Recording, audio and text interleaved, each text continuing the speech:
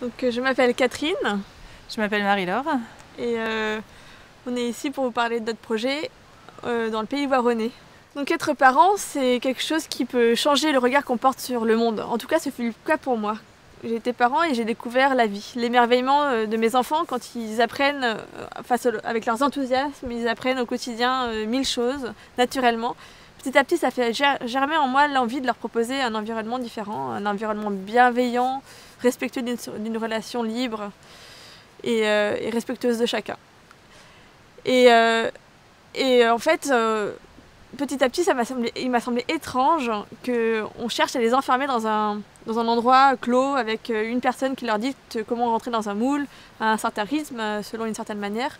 Et donc, au fil des rencontres et au fur et à mesure que je lisais, je me suis dit, mais est-ce qu'on est obligé de faire ça?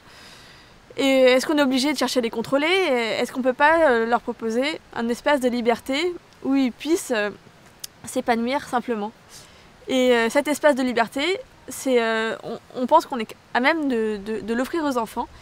Et on a décidé de l'appeler l'atelier des possibles, pour leur ouvrir le champ des possibles. En fait, on ne peut pas aujourd'hui laisser notre enfant découvrir le monde dans la rue comme ça tout seul, parce que c'est pas possible dans la société d'aujourd'hui. En revanche, ce qu'on peut faire à l'atelier des possibles, c'est leur proposer un endroit sécure où ils puissent s'épanouir. On les accueille, ils sont avec leur tribu, ils peuvent faire des choses qui les intéressent eux, pendant que leurs parents sont occupés. Ça serait un lieu suffisamment riche et ouvert pour leur donner toutes les opportunités qu'ils ont besoin pour approfondir leur passion ou simplement vivre avec d'autres de tout âge, un lieu où on respecterait leur autonomie, leur liberté, où il y aurait des règles et un cadre qui en découle pour assurer la liberté de chacun. Et ce lieu, ça existe, ce cadre, c'est dans les écoles démocratiques.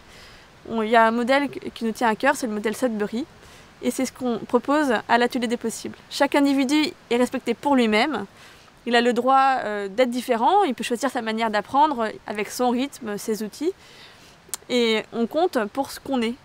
Il n'y a plus de barrière entre ceux qui savent et ceux qui ne savent pas, ceux qui sont vieux, ceux qui sont petits. Tout le monde est en train d'apprendre à de l'expérience et le partage. On croit que ça sera le moyen le plus adéquat pour que les enfants deviennent ainsi des adultes vraiment accomplis. Et on croit que ainsi les enfants qui viendront partager avec nous leur vie, ils seront plus à même de communiquer et d'être eux-mêmes ensuite, puisqu'ils auront été écoutés, leur parole aura eu une valeur chaque jour. Ils auront appris à se connaître eux-mêmes et du coup ils auront confiance en eux, ils auront confiance en leurs capacités, ils auront vécu une coopération spontanée entre des individus libres et c'est ce qu'on souhaite leur proposer. Voilà comment je l'imagine une journée à l'école de l'atelier des possibles. Donc 8h30 j'arrive, je me suis levée tôt ce matin, ma fille se prépare tranquillement à la maison. Ce matin c'est moi qui ouvre l'école car je dois accompagner des élèves sur un projet d'une grande fresque pour donner un petit coup de peps dans le mur du jardin. C'est un grand moment de partage parce qu'on a fait des tas de réunions pour le préparer, pour trouver les moyens, l'argent. Et Lucie, 4 ans, nous a bien fait rire parce qu'elle voulait nous prêter ses crayons de cire. Ensuite, à 11h, je rejoins Julie, 7 ans, et Adrien dans la cuisine où ils sont en train de partager la recette du meilleur gâteau au chocolat, en dégustant leur repas bien sûr, et donc je les rejoins, je m'assois avec eux et ma fille nous rejoint pour picorer dans son repas. Elle nous quitte quand même assez vite parce qu'elle est très occupée sur un spectacle musical où elle va répéter, qu'elle répète depuis plusieurs semaines. 14h, c'est l'heure du conseil de justice. Aujourd'hui, il n'y a pas beaucoup de cas, juste Lucas qui n'a pas voulu ranger ces cas-là, donc on essaye de discuter avec lui, de voir pourquoi ce comportement et pour que ça ne se reproduise plus. 16h, il fait beau dehors, donc je décide de sortir, d'aller gratter un peu la terre. Arnaud, 16 ans, me rejoint pour discuter un petit peu. Et puis au bout de 5 minutes, il décide de passer son certification de jardinage parce qu'il trouve ça sympa de gratter la terre. 18h, il est tard, il n'y a plus grand monde dans l'école.